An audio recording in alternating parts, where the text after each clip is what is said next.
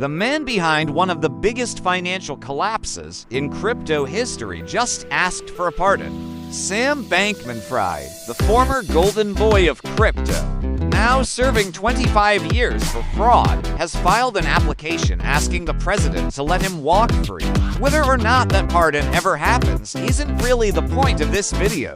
The point is this: FTX was one of the largest, most trusted exchanges in the world, backed by major investors, covered glowingly by the press, used by millions of people, and it collapsed overnight, taking customer funds with it. If you're investing in crypto and you haven't fully understood how that happened, you're exposed to the exact same risk today. For anyone who wasn't following closely, Sam Bankman-Fried built FTX into one of the largest crypto exchanges on Earth in just a few years. He was on magazine covers, donated huge sums to political causes, and was treated by much of the industry as crypto's responsible, trustworthy face, the opposite of a scammer. Then, in late 2022, it all came apart. Investigators found that FTX had been secretly using customer deposits, money people had placed on the exchange to trade, not to be touched, to fund a separate trading firm's risky baits. When customers tried to withdraw their funds en masse, the money simply wasn't there. Billions in customer assets vanished. He was convicted on multiple fraud charges and sentenced to 25 years. Now he's seeking a pardon, claiming new evidence could change the picture. A request for a new trial was already denied by the judge who oversaw his original case. B-roll. Simple timeline graphic minus FTX rise. Customer withdrawals, collapse, conviction to 15 to 4 o'clock. Why this matters for you. Specifically, here's where this stops being interesting crypto drama and becomes something you need to actually act on. The core lesson from FTX isn't crypto is a scam. Crypto itself, the technology, the assets, didn't fail anyone. What failed was trust placed in a centralized custodian without verification. People didn't lose money because Bitcoin or Ethereum crashed. They lost money because they trusted an exchange to hold their funds safely, and that trust was violated. This is the single most important concept in crypto safety, and it's summed up in 5 words you've probably seen online. Not your keys, not your coins. When you leave funds on an exchange, you don't actually control them. The exchange does. You're trusting that they're not doing exactly what FTX did.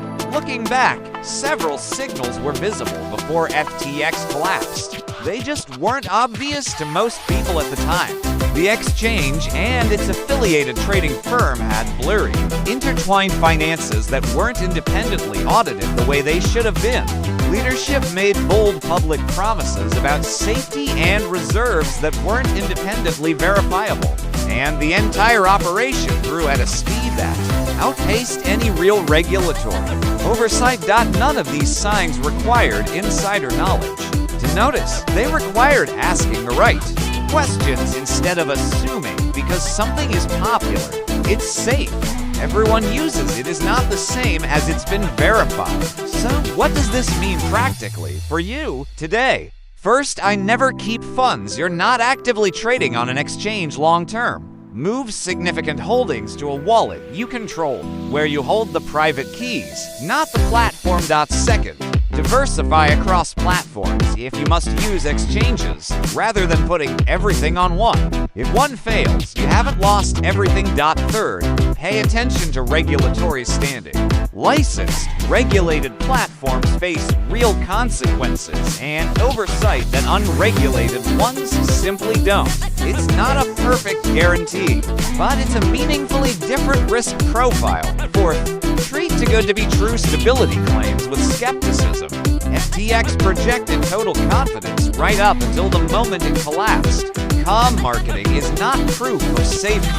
This lesson lands even harder here.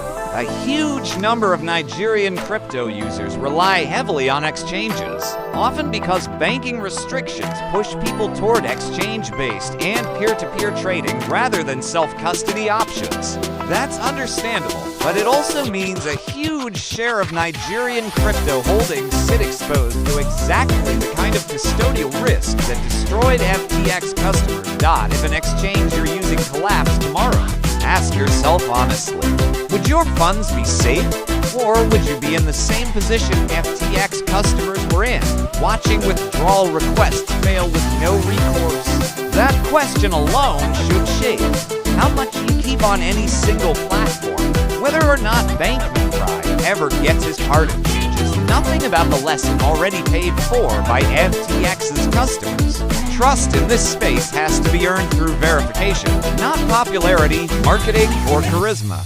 The next FTX, and there will likely be one, won't announce itself in advance either. It will look just as trustworthy right up until it ISN single quotes T.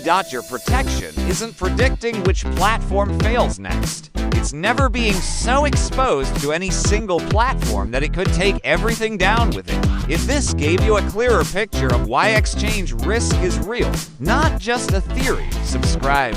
I break down the stories behind the headlines so you understand the actual risk, not just the drama. Comment below.